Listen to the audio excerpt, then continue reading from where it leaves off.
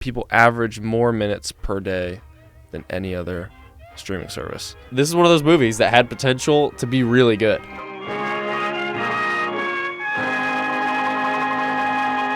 Hey everybody, welcome back to the Gofor Podcast. My name is Sam Hicks. I'm here with my co-host, Grant Seat.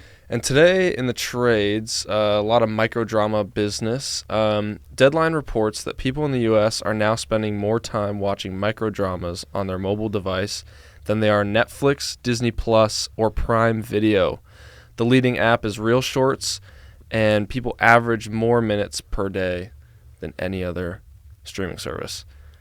What do we think of this? This is a huge deal, and it shows that the shift that we've been talking about happening is actually starting to happen. Yeah. I mean, we've already seen it happen in China. That was already the leading entertainment.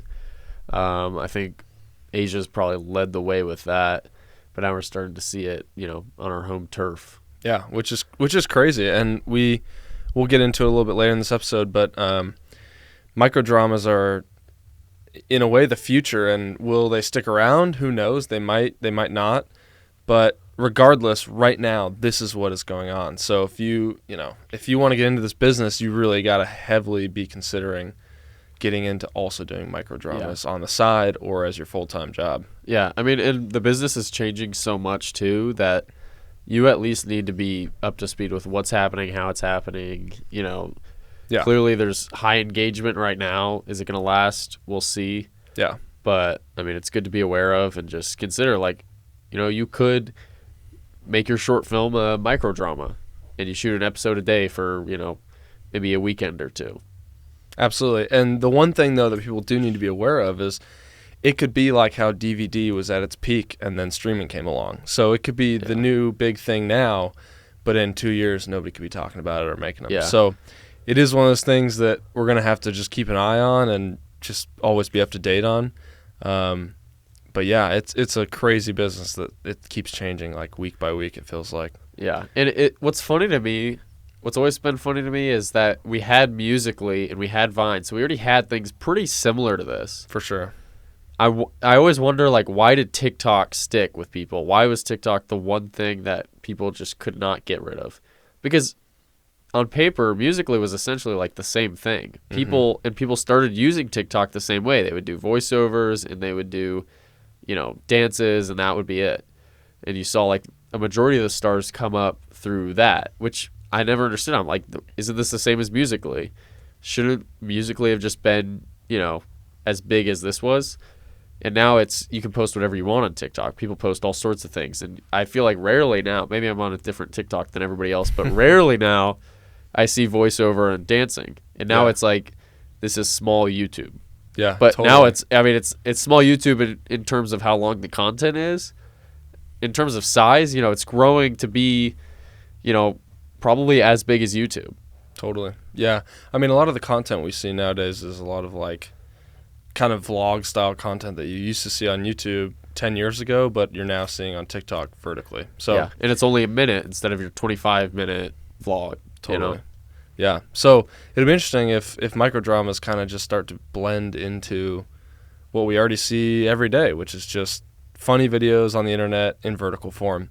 So this week we watched Crime 101, and I think we need to talk about it because we both had very strong feelings about it. So I'm going to start with you, and I'm going to let you explain your feelings, and then I'll give mine.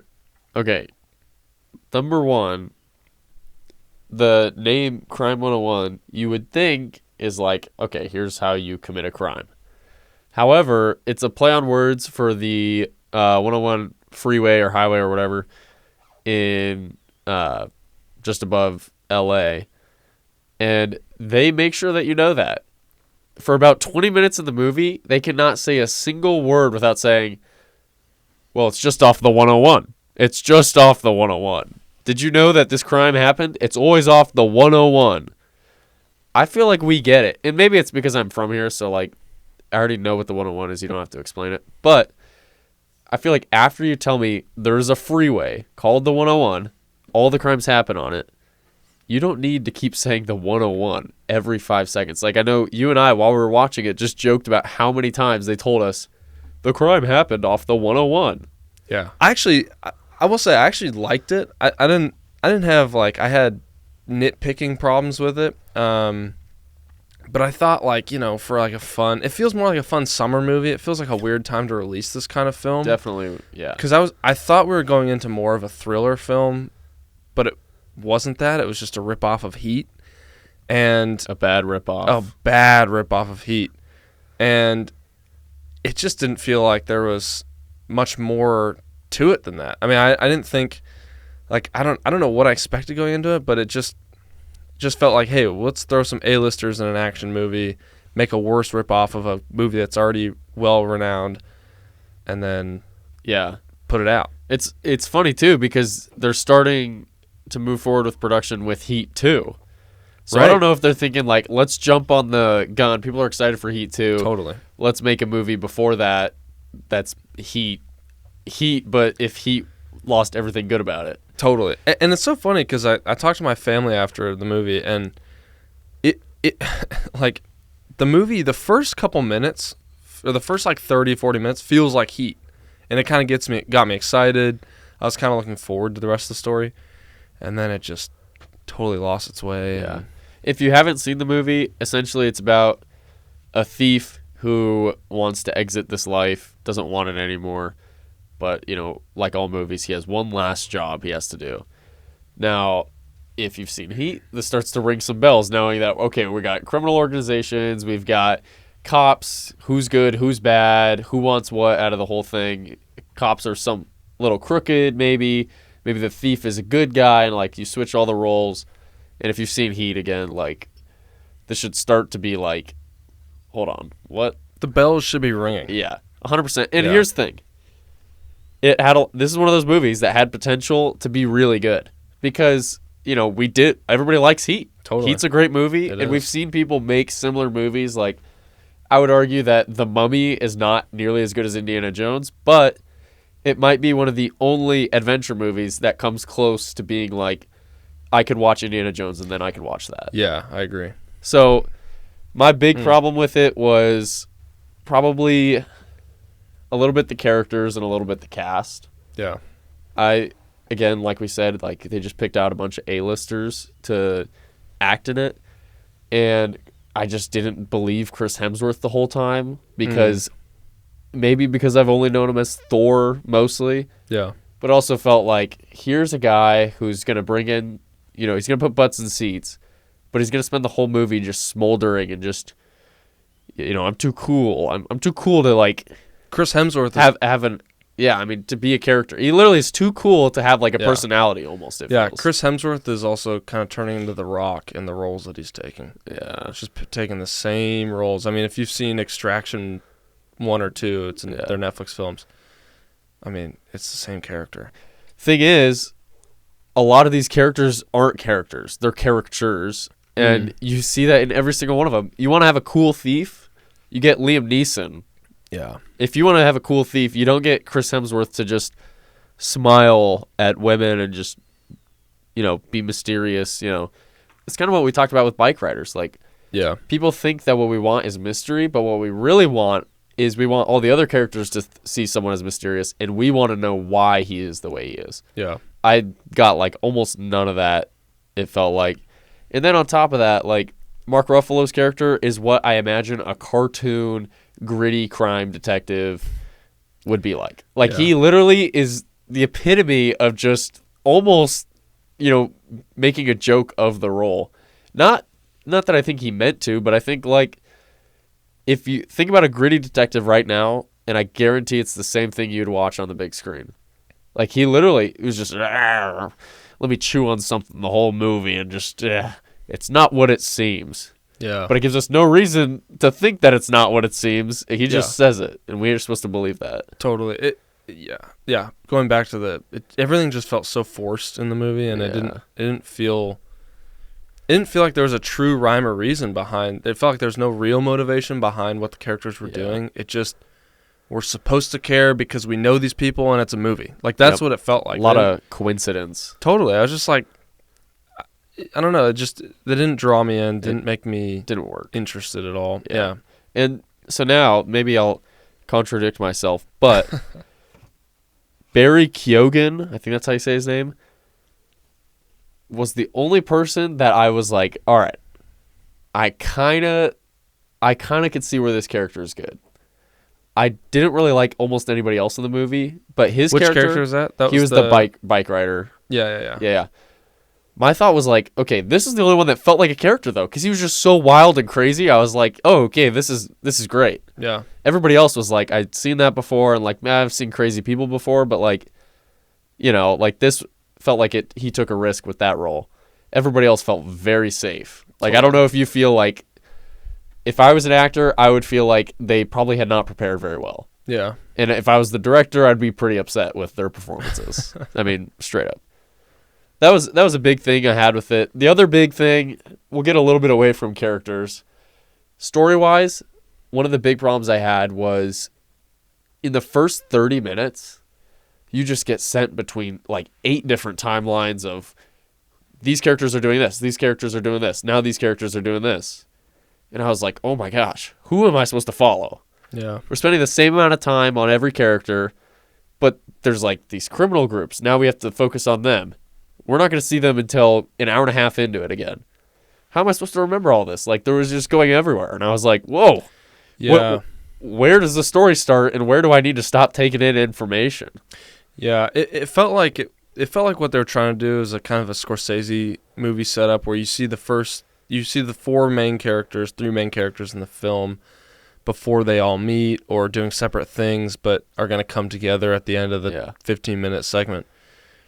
But it felt like we were being thrown around aimlessly, shown different characters and what they're up to. Right. And then, like, an hour and a half into the movie, I just went, wait, was that the guy from earlier that I was supposed to be paying attention to? I don't remember. I don't remember why he's a part of this. I don't remember why it matters. I remember specifically, too, the movie opens with, I guess, a heist of some sort. But yeah, it's really unclear who's good, who's bad. I went into it thinking Chris Hemsworth is maybe like an undercover cop or something. I really didn't know. And you see this heist, but in the middle of the heist, we're seeing other people doing other things. Yep. Which gets distracting. And then I lost total place of what was going on in the heist. Didn't know who was good, who was bad, who was who. And the whole time, like, I felt so lost the whole time. And then, again, like I said earlier, Mark Ruffalo's character meets with all the other, detectives. And of course, like, I have a bad feeling about this. Why? Everything everybody else is saying makes sense. Why don't you just believe what makes sense? You don't, like, no cop would be like, I have a bad feeling about this. Well, why do you have a bad feeling? I don't know. Like, every cop would take a reasonable answer that makes sense with their investigation. Yeah, and it felt like he was kind of this cowboy character that was a sort of vigilante, doing it on his own, going against his team, but it didn't. I still wasn't sure why. Like, there wasn't more motivation beside he didn't get a promotion 20 years ago. Yeah. But besides that, I have no idea why he's this cowboy character that is super defiant, that doesn't listen to anybody. Like, they just kind of threw the character at us, and we're supposed to go, oh yeah, I've seen this before, I get it, I know what's up. So I actually think this backs up my hot take last week that what we're gaining, I guess, in like A-list actors and fun, exciting movies, we're losing in the actual story department. And like I said, the whole thing about Spielberg, he knew how to make a great story, but then he turned it into something for everybody. Whereas this is like, let's make something for everybody. Okay, what's the story? I don't know. All right, let's do it. Like, that's what it feels like. It feels like what I'm watching is there and there's nothing behind it. It's like these characters only exist in that moment. And like, I think with most good movies that we love, we're like, man, like, I want to be that character. For sure. But with this movie, I was like, all these guys low-key suck. Like, I don't want to be any of these guys. Totally. There's nobody to root for. Even Chris Hemsworth, who you're supposed to root for, and Mark Ruffalo, who you're supposed to root for. I was like, gosh, get these guys off the screen. Like, give me a cool bad guy that I can root for, because I want someone to take these guys out. Yeah. Transitioning probably more towards our short films and everything. And like we said before, like we really like want this to be a lot about, you know, where we're at, checking in, and our journey of how are we going to make it in this crazy industry that changes and isn't what it looks like. Yep. So I learned a really valuable lesson. This happened 2 days ago. And I literally can't stop thinking about it because I was like, man, like this is something that like I need to learn from. So anyways, here it goes. Is basically my mom is getting her hair done.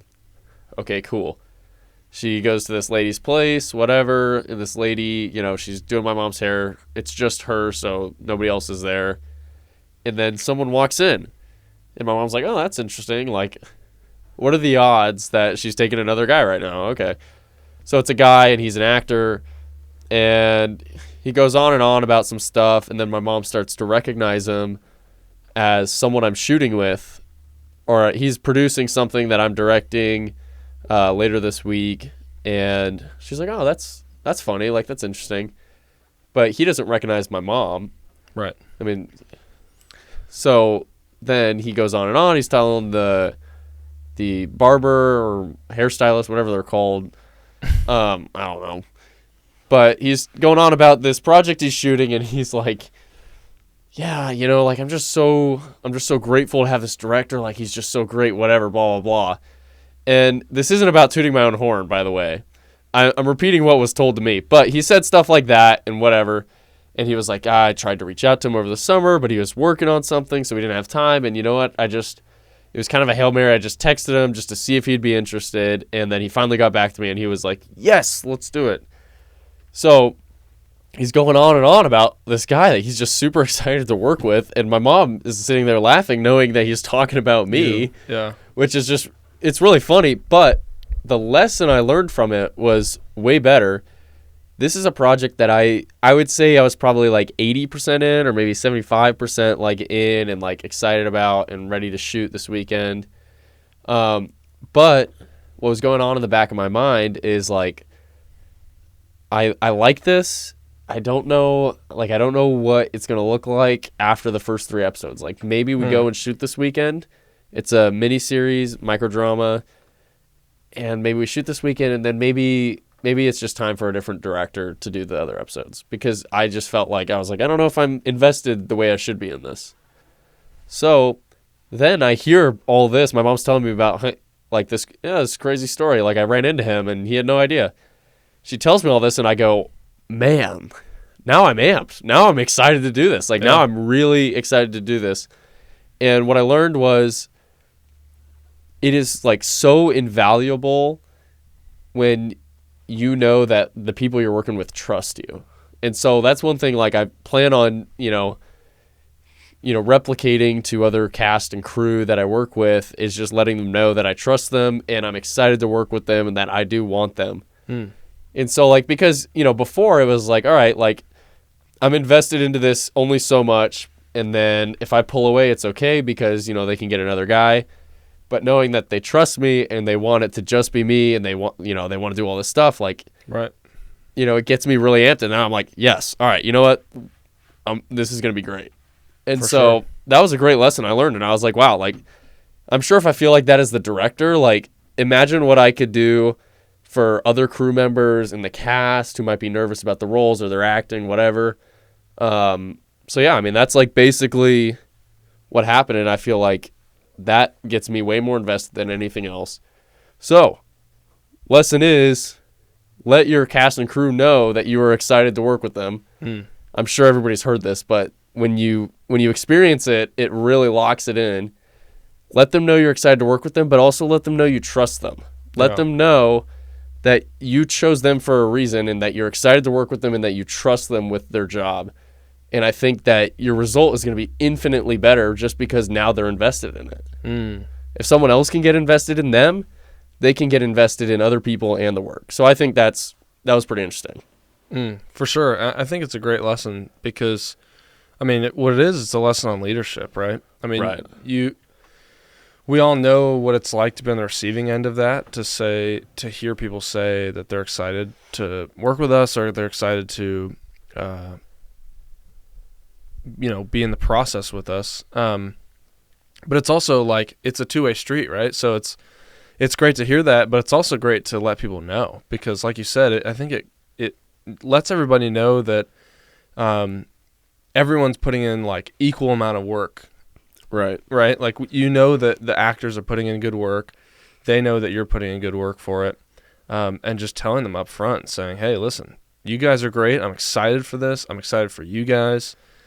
Let's make this great. I think you're right. Yeah. I think the tension completely shifts because, I mean, I'm sure most people on projects start off 75% of the way there. Yeah. They think, yeah, I'm in this. A lot of doubt. But, if things fall through, it's okay, right? There's that 25% that says, well, it's fine. Yeah. And you want to get them to that 100% that says, we're in this. Let's do this. Let's crank it out. Let's work our butts off, and let's do it together as a team. So that's great. Yeah, great lesson on leadership. And thing is, too, like, he doesn't know it, but he just made his project that much better by, letting people know that he has trust in them. Right. And while he didn't say it to me directly, like, knowing that, I was going to do a great job on this and be prepared. I already knew that.